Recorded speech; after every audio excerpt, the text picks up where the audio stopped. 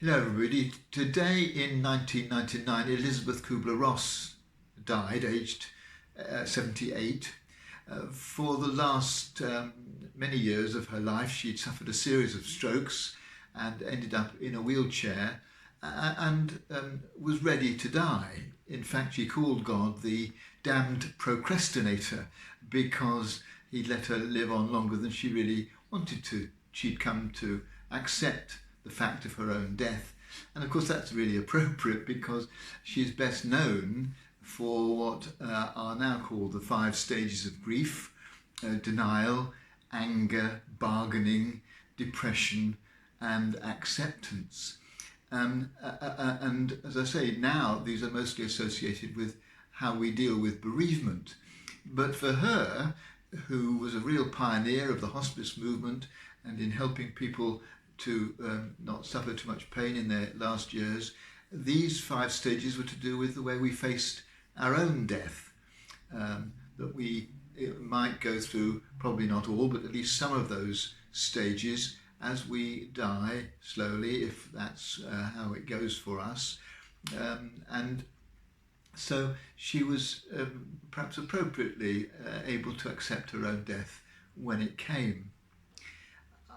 Death is often thought of, in fact the Bible calls it the last enemy. It's thought of as being something to fight against. And of course denial, anger, bargaining and depression are all aspects of that battle against death, the desire to push it away.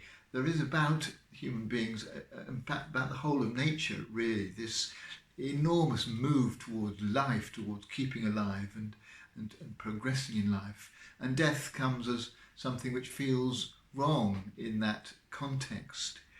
But I'm not sure that's how it is the only way to see it. In other ways, death is a friend. It's something that I think makes life more interesting, more rich. For example, I think if we never grew old, which obviously is a prelude to death, though getting old I think is not for the faint-hearted physically, it does have its advantages in the sense that it helps you to discover a deeper wisdom, a deeper sense of what life is all about, I think, if you reflect on the process.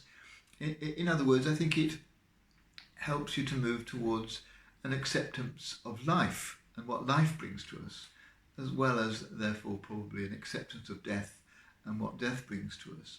Without death, our lives would be devoid of quite a lot of its meaning.